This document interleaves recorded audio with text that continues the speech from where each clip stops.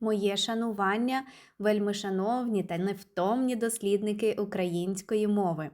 Неймовірно рада вітати вас у нашому віртуальному просторі. Як ваші літні дні?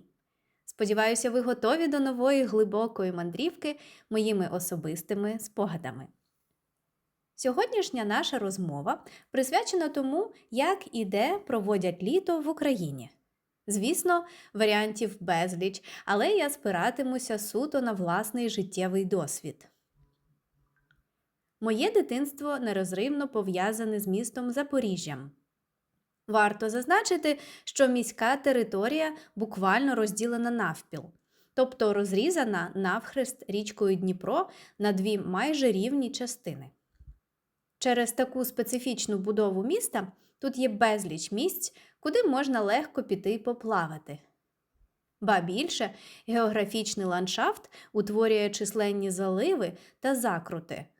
Такі маленькі природні відгалуження річки, що глибоко заходять у міські райони. Тож, пройти невелику відстань від дому пішки і опинитися на пляжі було для нас абсолютно буденною справою. Проте, справжньою кульмінацією літа завжди ставало море. Ми щороку стабільно їздили до Бердянська, що розташований на узбережжі Азовського моря. Добре пам'ятаю, як у 7-річному віці я вчилася самостійно орієнтуватися в хвилях, тобто чітко розуміти, як поводитися під час невеликого шторму. Коли наставав суцільний штиль, плавати ставало відверто нецікаво, а от стрибати у виривання води – справжня розвага. Одного разу, помітивши величезний водяний вал, я завбачливо вибігла на берег. Моя ж мама з бабусею залишилися в морі, і їх накрило з головою. Щойно бабуся встигла винирнути з води, тобто стрімко піднятися на поверхню після занурення. У неї почалася паніка, бо вона не побачила мене поруч. Мама ж, знаючи, що я в безпеці, просто сміялася, не маючи сили заспокоїти бабусю. Але все закінчилося добре, і цей кумедний випадок досі гріє мені душу, хоча бабусі вже давно немає з нами.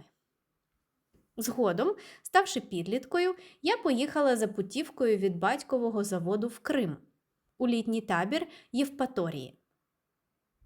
Оскільки ми перебували всю місячну зміну в обмеженому приміщенні, простіше кажучи, простір табору мав суворий режим і нас майже не випускали у місто. Самого населеного пункту ми до ладу не бачили. Проте Чорне море мене приголомшило. Азовське море мілке, і там з дна постійно підіймається каламутна муляка, а тут була неймовірно чиста вода. Я вперше розплющила очі під водою і побачила справжній морський світ без жодного бруду. Також ми їздили на танцювальний конкурс у Керчь, де нас водили в підземні холодні печери часів Другої світової війни. Це було неймовірно моторошно і загадково. Вже в дорослому віці моєю новою літньою любов'ю стала Одеса, куди ми вирушили разом із моїм тоді ще майбутнім чоловіком. Ми були бідними студентами, винаймали жахливий будиночок, дуже скромне, старе і некомфортне житло, але абсолютно не заморочувалися побутом, а просто вчилися насолоджуватися життям і плекали свою юність. Нас дивувало, що в Одесі треба платити за вхід на пляж. Хоча зараз я розумію, щоб територія залишалася охайною, за нею потрібно постійно доглядати, тобто прибирати і утримувати в чистоті. Зараз я живу в Тернополі, і тут у місцевих мешканців зовсім інша фішка, тобто особлива, унікальна звичка або особливість.